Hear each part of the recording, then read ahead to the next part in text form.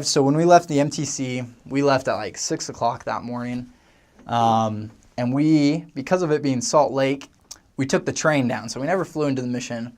We took the UTA front runner right downtown West Valley into the mission, and my mission president and his wife and all of like the senior couples, like the office missionaries were there.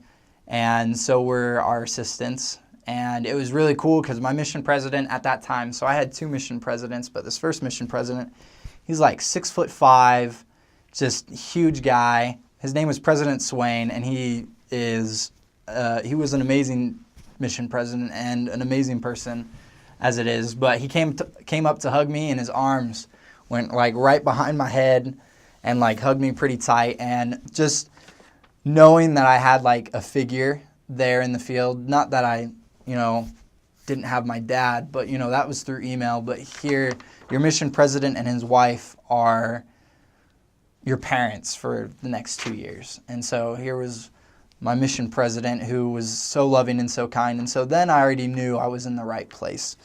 I knew that, I was where I was supposed to be there in the field.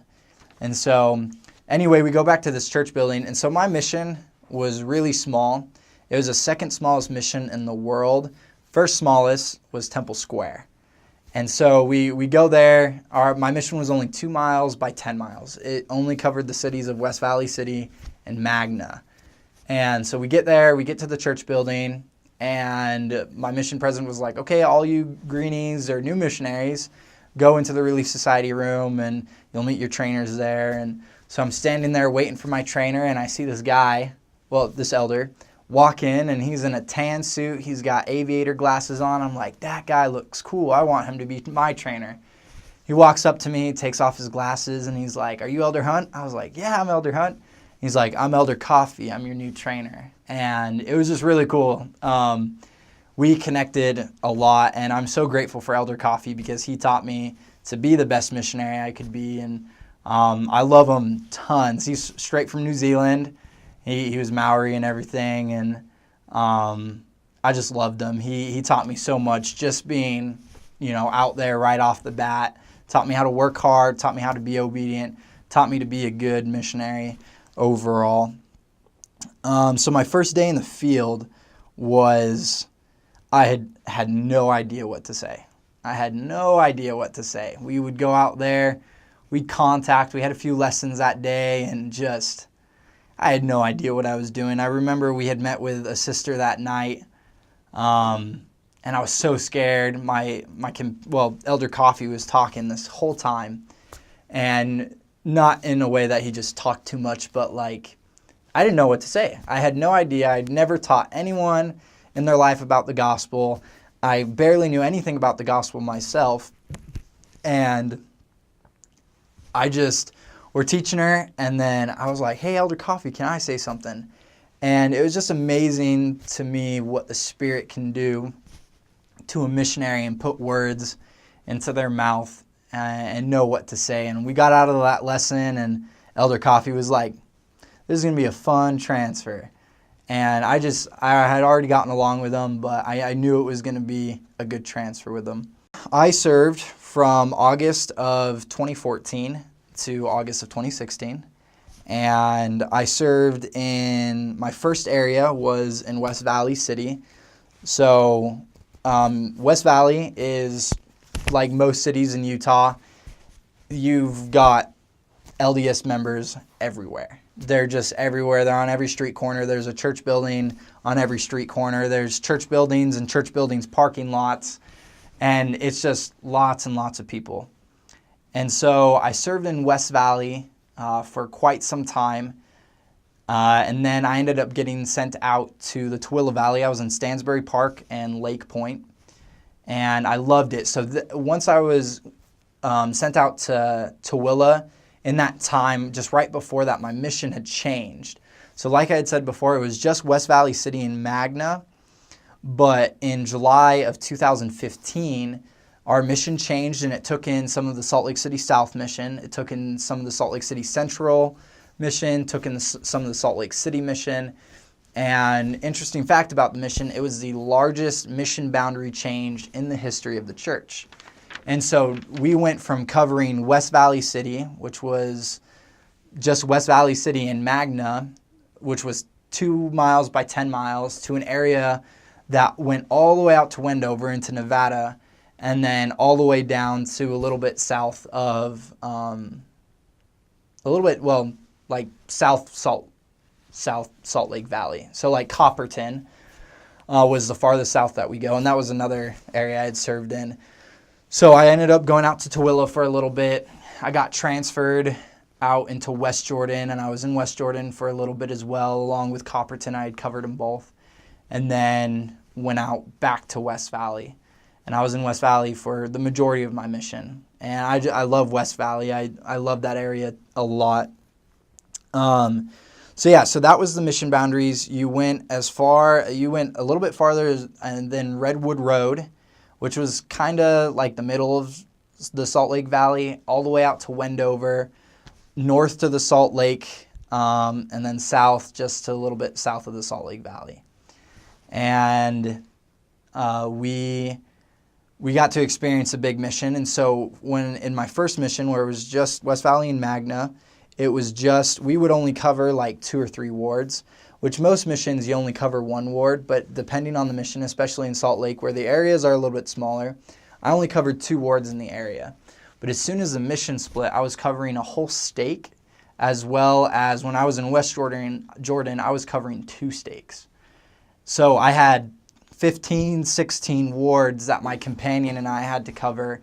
And whereas it's not a big area, it's a lot of meetings. You're going to ward council, you're going to sacrament meeting, you're going to ward council after church. So not only are you waking up at 6 o'clock to go to a ward council meeting at 7, you're going to church until 5 o'clock in the afternoon. You got dinner at 5, which is what the time we usually ate at, and then you're out proselyting for the rest of the day.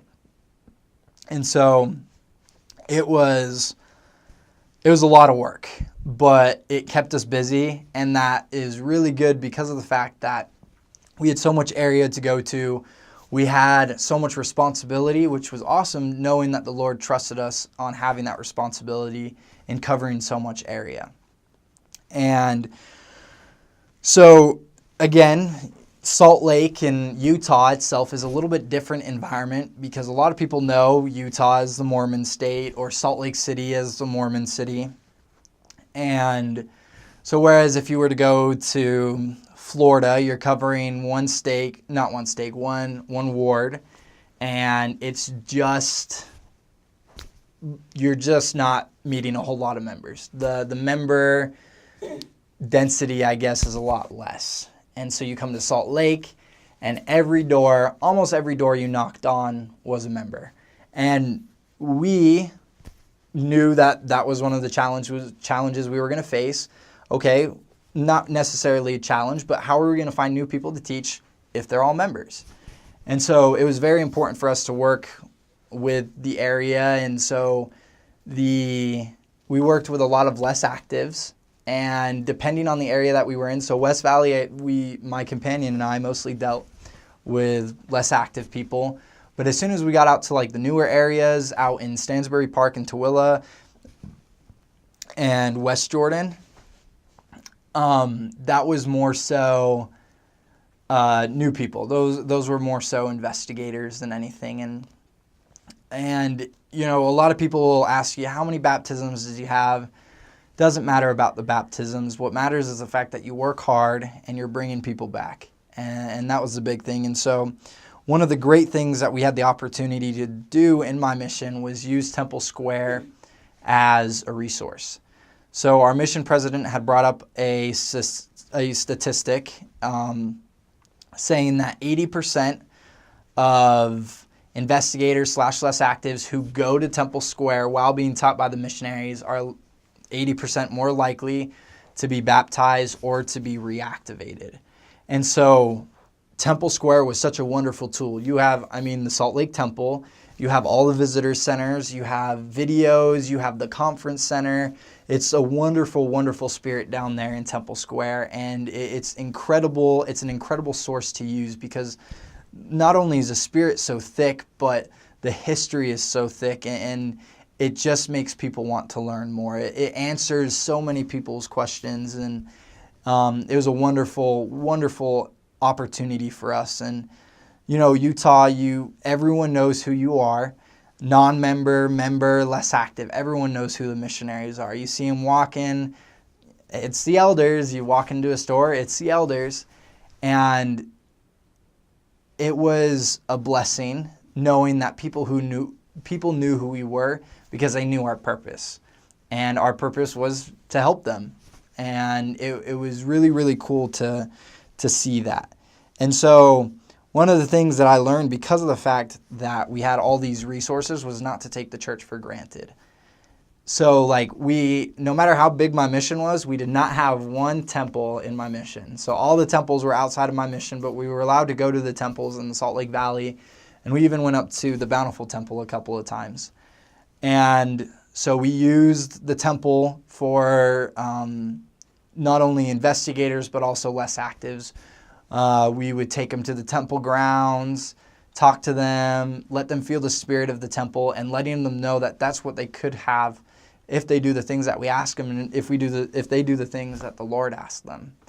And it was a wonderful blessing having so many temples in our area, having so many opportunities to have people feel the spirit and know that this is the potential that God wants them to have.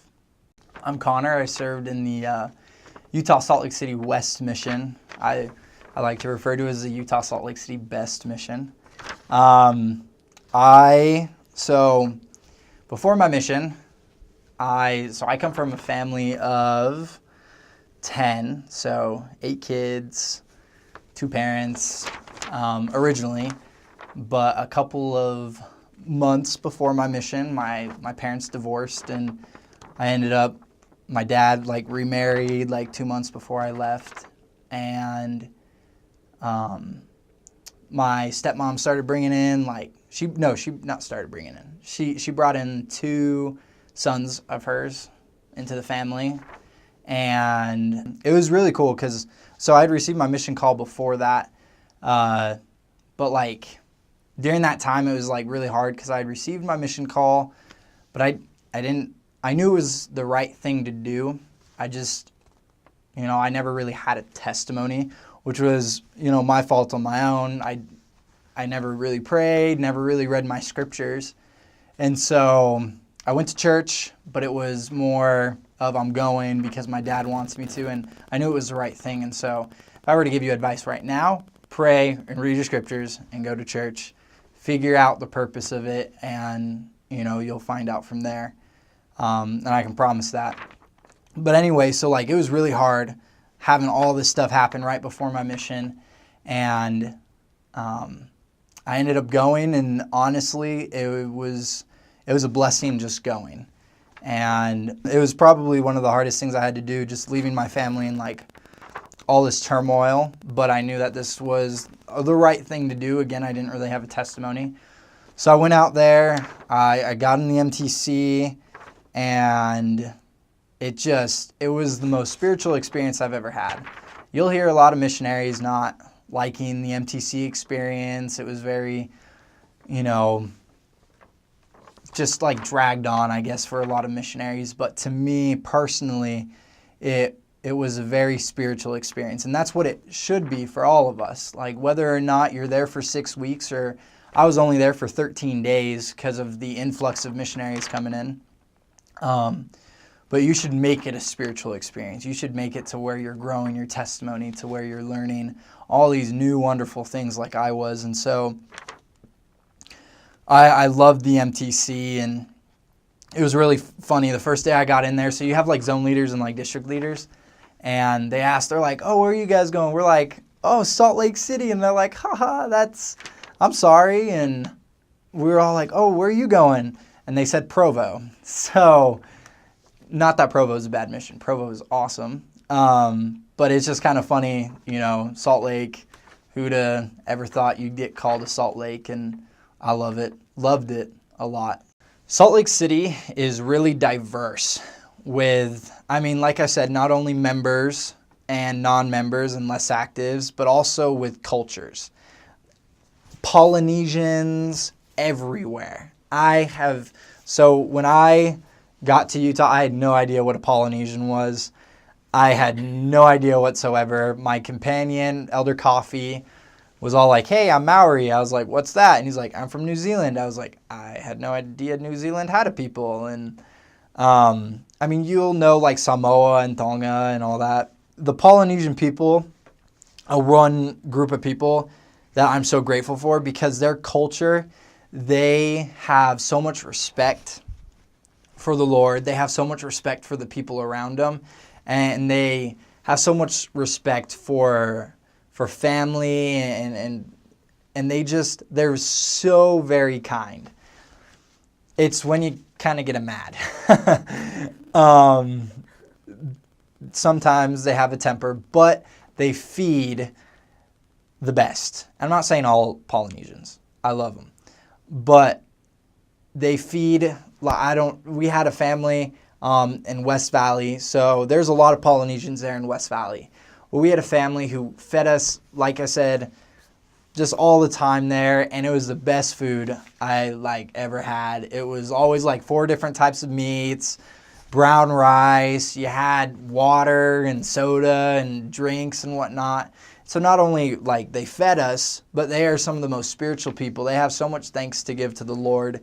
And I'm so grateful for that because they set a wonderful example. And it wasn't just the Polynesian people, but it was everyone there. But I remember the Polynesians because it was my first encounter with them. And I am so grateful to know that culture. I love that culture, and it's amazing what you can learn from them. So when I was in West Valley, there's a street, it's called 5600 West.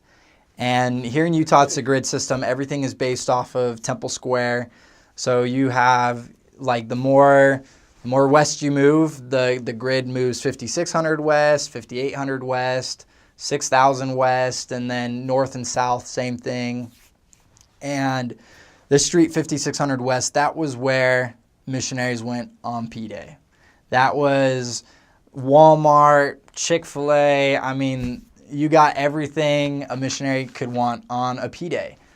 So we would go, we had to get permission from sometimes the district leaders and zone leaders because sometimes it was out of our areas. But the shopping, it was really funny because members here in Utah, they like paying for the missionaries a lot. Don't take that for granted. Don't do that at all. And it's because of the fact that these members are, either paying for your meal, they're paying for your groceries, and they know they're going to get blessings out of it. And so if you take it for granted, or if you forget your wallet in the car and, oh, I forgot my wallet, don't do that. That is very disrespectful because these members want to pay for your meal. These members want to pay for your groceries. And like I said, it's a blessing to them knowing that they can do that and knowing how important we are in the Lord's work, and not only us, but knowing how important they are in the work as well, that they're able to help out the missionaries. Same thing with getting fed every night. I got fed every night. There was not one night I didn't get fed. Well, okay, there were a few nights, but I'm sometimes grateful for those nights because of how much we were fed. So Christmas, you're going to get 3 meals on Christmas. You're going to get 3 meals on Thanksgiving. You got to learn to portion it out. You got to learn to split things up. Have an appetizer at the first meal. Eat the main thing at the second meal. Eat the dessert at the third meal. People are going to want you to eat. They're going to say, elders, you look too skinny. Haven't you been eating? You will eat a lot. So make sure you're ready. But what's the wonderful thing about it is these members are so wonderful in the fact that they're so willing to give. And as it's wonderful that they're willing to follow the example of Christ in the fact that they're just willing to give. Elders, come on over. We had a family out in Tooele who fed us every Monday night without fail. Every Monday night we had a dinner there. And I mean, we had a dinner every night, but this family swore that they would bring in the missionaries every Monday night. And so we went over there, and they always asked us what we wanted, and so we always got what we wanted. But the one thing that they always said whenever we left is, thank you, elders, for bringing that wonderful spirit into our home. And so, yes, we are getting fed physically, us as elders, but the members are getting fed spiritually when we're there because of the fact that we get to share a message with them. We get to invite them to do missionary work. We let them know that we're there to help them do missionary work because a lot of members are scared of doing it. A lot of members don't know how to do it. And so we have to take on the responsibility of teaching them how to do it.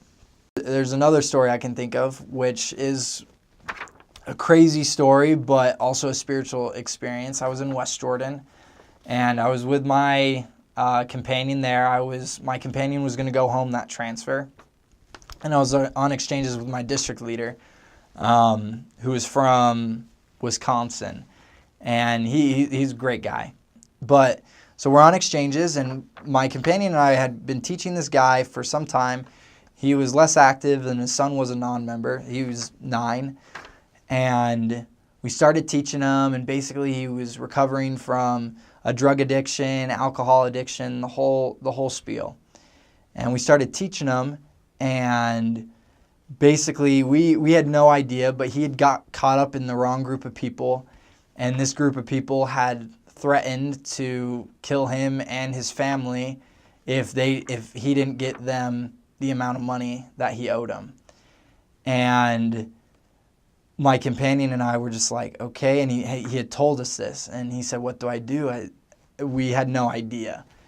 And so what had happened is my companion and I, my district leader and I had gone back to our apartment, and the guy called us again. He said, hey, they're asking me to do something really bad, and this could put me in jail. And they know where you're at as well. They've been keeping tabs on me. And my district leader and I were like, okay, we can't tell you what to do. And so my district leader and I started praying super hard. We were so scared. We shut the blinds. We put the bookcase in front of our door. We locked the doors. We made sure nothing got in. And we called our mission president, and we were like, President, this is what's going on, and what are we supposed to do? Our mission president said, just, don't see him again, because obviously we don't want to get you guys in danger.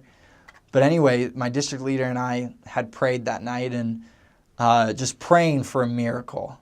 And I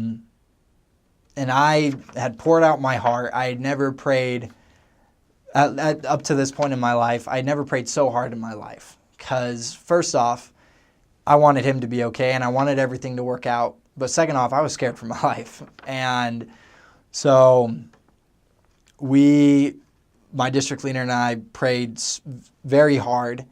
And then he ended up giving us a call the next day, and he said, hey guys, somehow the money that I owed those people was paid, and I didn't have to do it. And I don't owe them anything.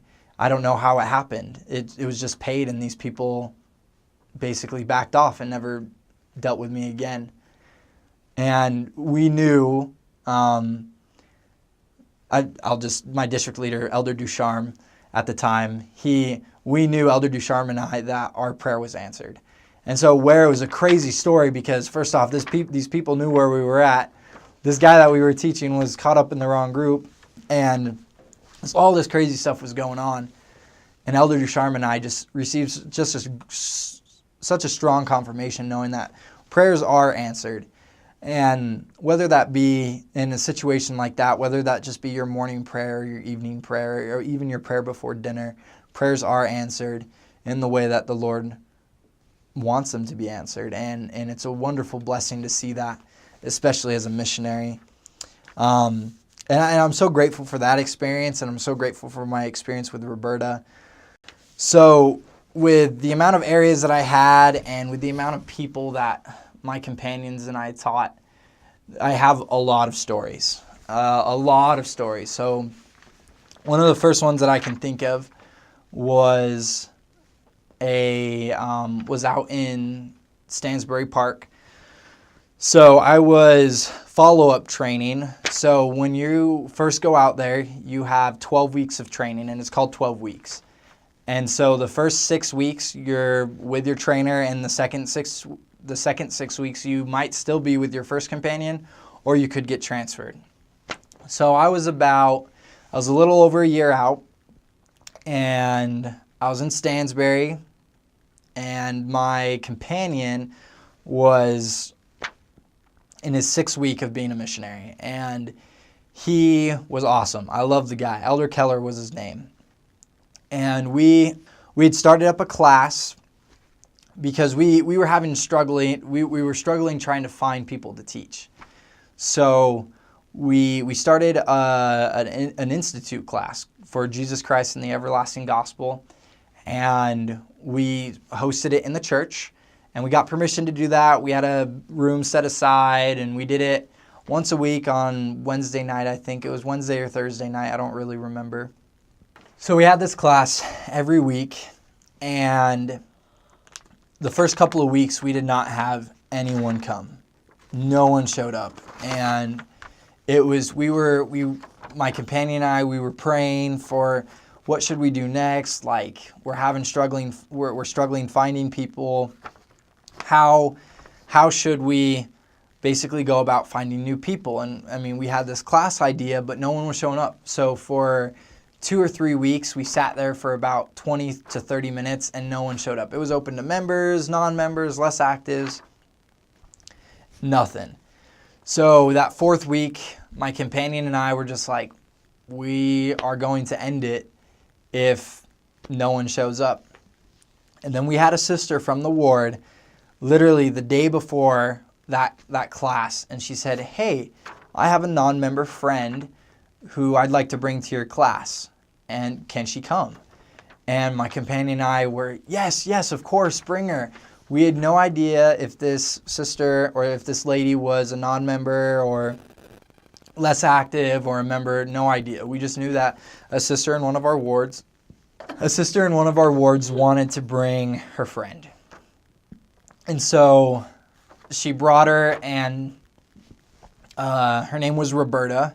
It was the friend that was brought, and the sister was Sister Whitesides. And she brought her, and we're sitting there, and we start our class, and we're basically giving the overview about how this particular class would not only help us learn more about Christ, but would draw us closer to him, would give us more of a testimony of him. So we ended the class. Roberta had left, and we started talking with Sister Whitesides, and Sister Whiteside said that she was a non-member. She was Catholic, and she taught down at the Catholic school down in Tooele.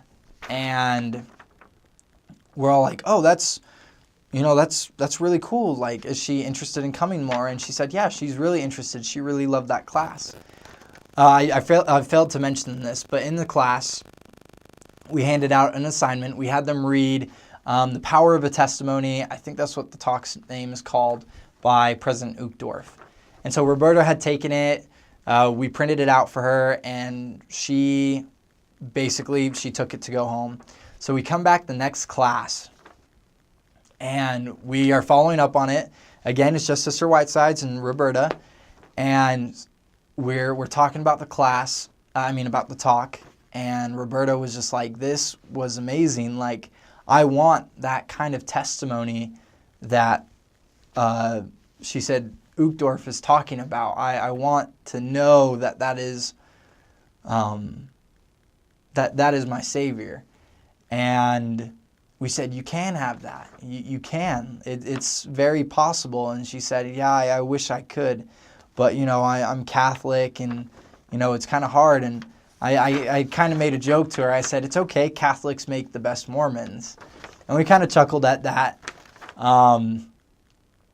But she believed it, and she took it. And so when we talked about it, we just continued talking about it, and we had the prompting to ask her to take the missionary lessons, because these weren't the missionary lessons. And unfortunately, we didn't listen to the prompting. We were scared that she was going to reject us. And that is the first lesson. Do not reject a prompting from the Spirit when you get it. Because we could have gone a lot farther with Roberta if we had listened to that prompting at first. And so basically we end the class, and the next week she ended up, we had something come up, and so we had to cancel. But the thing that came up canceled as well. And so Roberta was just like, hey, why don't you guys come over to my place? And we're like, great. So Sister Whitesides brought her husband, because you have to have a male in the home. So Sister Whitesides brought her husband into Roberta's home, and we went over there, and we were going to continue the Jesus Christ and the Everlasting Gospel. And then that prompting came again to ask her about the missionary lessons. And at this time I was like, okay, I'm not denying it this time. And so we asked Roberta, will you be willing to take the missionary lessons with us? And she said, yes, I've been waiting for you to ask me. And I was like, man, I should have listened the first time. And so we started teaching Roberta the missionary lessons. And she was so humble to receive everything from the Spirit. She was so ready to receive all the answers that she had been praying for. She received everything just in the way that you would want it to. She was reading the Book of Mormon. She was praying. She was coming to church. The only problem was the fact that she had still worked at the Catholic school, and she couldn't be a Mormon while working there. So she had told us that I can't get baptized until I'm out of school, because I don't know what they'll do to me if I become LDS. And we said, yeah, you might want to wait till after school, but honestly, the Lord is going to take care of everything. And this was in December. So she still had about 5 months or so before school ended. And we were just like, just trust in the Lord and everything will be okay. She ended up getting baptized about a month later, and they ended up letting her finish her job out, and it was just amazing. And now she, after post-mission, now she's gone through the temple. She got her endowments. She was sealed to her deceased husband, and she is as strong as she'll ever be. And it was just it was an amazing story to see that. And I love that. And I was out in Stansbury, and it's such a wonderful area out there. People are so humble. People are so ready to receive the gospel, but you'll find those people anywhere. It was just in that area at that time, people were ready to receive my companion and I. So for a Christmas experience, it was my first Christmas out. I was in a tripanionship. A lot of people called it threesomes, but a lot of older missionaries will call it that. But I coined the term tripanionship, and it's copyrighted. Just kidding, it's not. So anyway, I was in a tripanionship. It was my third transfer out. First Christmas, I get an Elder Martin, and I get Elder Johnson. They were both in the MTC with me, so we're both fresh. All three of us are fresh. Right off the boat, we're still greener than green. And I love this experience. So we were at a dinner one night, and it was the night of the Christmas devotional of 2014. And we asked the members that we had dinner with that night to drop us off at the place that we were going to watch the Christmas devotional. So they drop us off, and right where they drop us off, there were about 20 to 30 people in KSL News standing out there and recording all this stuff. And KSL or Channel 5, I don't really remember. And basically, a few days earlier, some kid got hit there on this road, and they were hosting a little a little support for him because it was a hit and run. The kid had got hit, and the guy had run off, and he was in the hospital. And so my companions and I got out just a little bit before that, and we're walking towards him. We were just going to walk past him and go into the house.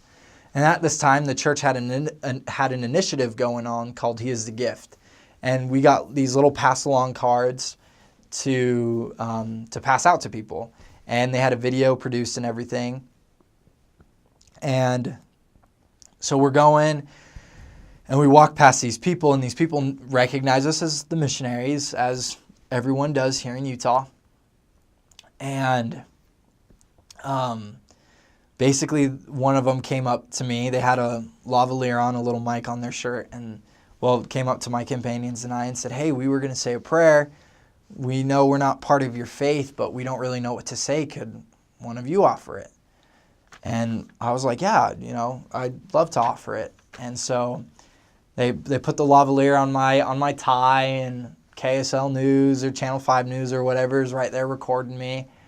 And I say this prayer to all these people, and it was just amazing. And they all came up and hugged us and whatnot, and thanked us for the spirit that we left. And we had the He is the Gift cards, like I had said previously, the pass along cards. And so my companions were like, "Hey, we have a ton of them." We had about 50 of them on us. So we started passing them all out. And it had our phone numbers, everything on it. We started passing them all out. And everyone got one. And they said, "Oh, thank you so much, elders." And my companions and I started sharing our testimony right there on camera. And we started sharing our testimony of how Christ is the reason for Christmas, how, He was born to bring salvation to all of us. And it was such a cool experience. But what was even cooler, so my companions and I ended up going into the devotional. And a couple weeks later, we had some sister missionaries in our district. They had come up to us at district meeting. They said, "Elders, just a couple days ago, you handed out pass-along cards, and we ended up showing up at this lady's house, and she asked if that was us, and it said Elder Hunt and Elder Martin and Elder Johnson on it, but it was the sister missionaries." And she said, "Yeah, these elders, these missionaries had given us these cards, and they said a prayer and everything, and this lady asked to be taught by the sister missionaries." And so the sister missionaries started teaching her, and she ended up getting baptized, and it was just so cool to see that. Whereas it may not have been us who taught her and who baptized her, it was us who planted that seed.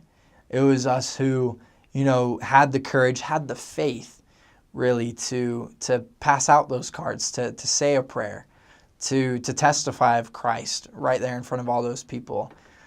And because of that, these sisters were able to teach this woman, and she was able to be baptized. And it was such a cool experience knowing that during this time of season, during the Christmas season, how much influence the Spirit has on so many people, and how much they are touched by the influence of Christ, by the light of Christ, to draw closer to Christ, because you can't have Christmas without Christ in it. And so I love remembering that, and I love the fact that I got to experience it. And yeah, that's my Christmas story.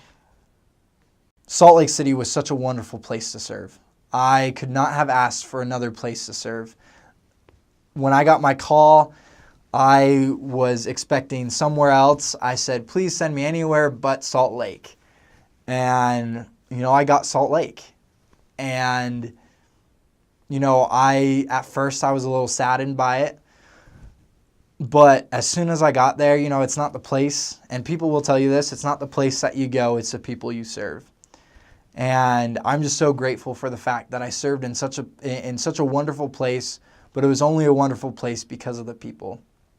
And the people are amazing and wonderful and so loving in the areas that I served in. I am so grateful for every single one of them. None of them let me down. They were all there when I needed the support as a missionary, and they were all there whenever we needed them to help teach.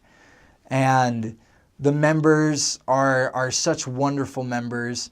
Salt Lake City is the place to serve. And yeah, you might be disappointed at first, but I promise you that you will not want it to change. I had a bunch of friends going to Brazil, Arizona, Montana, Russia. My brother went to Africa. All these people, and I got Salt Lake. But I can promise you that if you focus on the work, if you focus on the people, know that Salt Lake City is the best place you'll ever go. And it's amazing because Salt Lake City, so in the scriptures, somewhere in Alma or Mosiah, it's Alma baptizing a bunch of the people. I think it was like over 200 people in the waters of Mormon. But they had talked about in the water, like these people, in the city of Mormon, in the waters of Mormon, in all this of Mormon. And it was amazing to see that because that is where those people where they came to know the Lord. And that Salt Lake City was the place I came to know the Lord. And that is where you can come to know the Lord too. Not only if you know him already, but you know him more. You know what blessings he has in store, what great power he has, what he actually did for us when he sent his son here. And I know that Christ lives. I know that he loves us. I know that our Heavenly Father loves us as well. We are his children. And I know that as we trust him, all things are going to work out. And I can promise you that, especially as you go on as a missionary. Trust in him in all things. You might be scared. You might, just question a little bit. But trust him in all things because it works out. And it may not work out in the way we want it to, but it works out in the way he knows it's supposed to work out because he loves us and he knows us better than we do. After all, we are his children. And I know that as you work hard and you put every effort into it, then the Lord is going to bless you beyond measure. And I'm not saying there aren't going to be trials on the mission. The mission is hard. It's not a piece of cake. Well, I like cake, so it is cake, but it's a cake that's a little rough. And it's not for everyone, but when you get called to these places, you're where you're supposed to be. And if you don't have that confirmation, if you don't have the confirmation of that's where you're supposed to be, pray for it. Trust that God will give it to you. If you don't have the confirmation if you're supposed to serve a mission or not, pray for it. God will give it to you. The Lord knows who we are. The Lord knows exactly what we need. And so Salt Lake is, like I said, it's the best. You'll never get a better mission than Salt Lake. And like I said, you might be a little weirded out at first that it's Salt Lake or laughed at. I got laughed at. But I knew that I was going where the Lord needed me because I knew there were people there in that area like Roberta and like many of the other people that I taught who needed me as well. And not only me, but the Spirit working through me and my companion at that time. Be humble. Listen to your companions. Listen to your leaders. They know what they're talking about.